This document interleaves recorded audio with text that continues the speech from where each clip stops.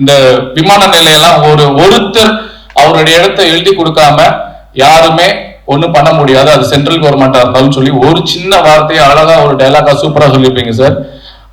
அதுக்காக எங்க தமிழக வெற்றி கழக தலைவர் விஜய் அண்ணா வந்து பெருசா போராடிட்டு இருக்காரு.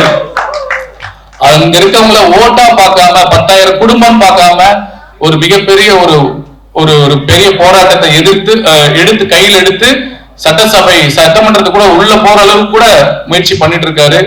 சோ இந்த மாதிரி விளக்கங்கள்லாம் வந்து எங்களுக்கு இன்னும் ஊக்கமா இருக்கு அதெல்லாம் பார்க்கும்போது. சோ பரந்தூர் மக்கள் லா அண்ட் ஆர்டர்ல இருக்கு. நீங்க கையெழுத்து போடாம உங்க இடத்தை கொடுக்காம கவர்மெண்ட் கையகப்படுத்த முடியாது, சட்டத்துல இடம் இருக்கு. அந்த செய்திக்கு நன்றி, டைரக்டருக்கு ப்ரொடியூசருக்கு நன்றி.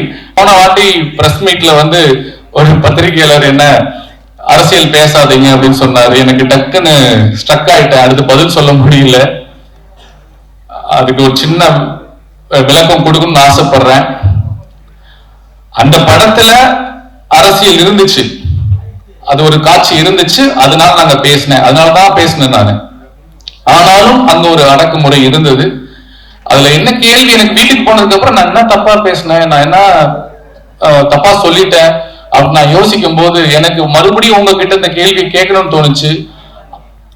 அரசியல் இந்த ஆடியோ லான்ச்ல வந்து நான் சொன்ன கலையும் அரசியலும் இல்லாமல் வாழ்க்கை முழுமை அடையாது. எத்தனையோ நடிகர்கள் எத்தனையோ இயக்குநர்கள் அரசியல் பேசுறாங்க, ஆனா யாருமே கேள்வி கேட்க மாட்டாங்க. பெரிய பெரிய நடிகர்களா இருக்கட்டும், பெரிய பெரிய இயக்குநர்கள் எல்லாமே அரசியல் பேசியிருக்காங்க, யாருமே தடுக்கல. அப்ப நான் மட்டும் ஏன் அரசியல் பேசக்கூடாதான்னு ஒரு கேள்வி வந்தது. நன்றி. அரசியல் பேசல, ஆனா இதுவும் பேசலன்னா அப்புறம் எப்படி? அந்த படத்துல இருக்கு. பத்திரிகையாளர் உங்ககிட்ட தான் நாங்க பேச முடியும், வேற எங்க நான் கேட்க முடியும்?